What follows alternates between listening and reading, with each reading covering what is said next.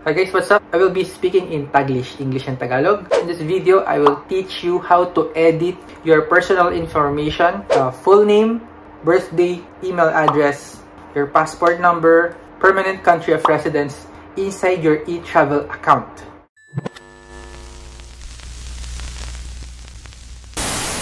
So before we start, one of the requirements, you already have registered or created an account in etravel.gov.ph.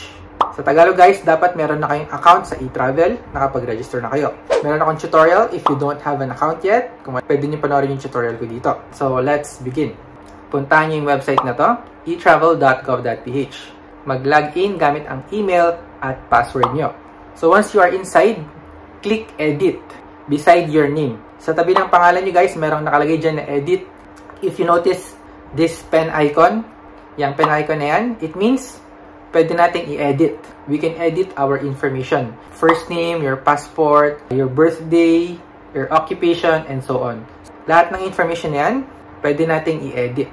Gusto nyo baguhin yung picture nyo, profile photo, you can take photo or upload. It will access your camera or your mobile storage. And if you want to change your passport, for example, hindi ka Philippine passport holder, you have dual passport, you can change to foreign passport. Let's focus dun sa pag-change ng personal information. Your first name, middle name, and last name. Gender, let's keep it this way kasi male ako, so male ang pipiliin natin. If you want to update your birthday, use the calendar. Piliin yung month, day, and year. If you want to change your phone number, click the flag icon and add in your mobile number. Kung nagbago kayo ng phone number, pwede nyo i-edit dito. And for OFW, kung gusto nyo baguhin yung phone number, gusto nyo gamitin yung pang ibang bansa, hindi Philippine number, pwede nyo baguhin yung area code or yung flag icon. Citizenship, which country you are a citizen. Choose the country. Sa mga Pilipino, syempre, Philippines pipiliin natin. Country of birth, which country you were born. Saang bansa ikaw pinanganak? Kung sa Pilipinas, choose Philippines. Passport number, kung nag-update kayo, dito nyo babaguhin. And kung saan in-issue or binigay yung passport nyo. Foreign passport, you can change the country here.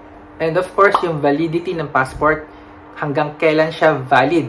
Until when is your passport valid? And kung nagbago ang occupation nyo, if your occupation or your job has changed, just choose from the list whatever is closest to your occupation. Kung ano pinakamalapit kayo sa ginagawa nyo, piliin nyo na lang. If all the informations are updated and correct, kapag wala nang mali guys, okay na lahat, press submit. Let's go back to your dashboard. So pagbalik mo dito guys, magre-reflect na dito yung binago mo.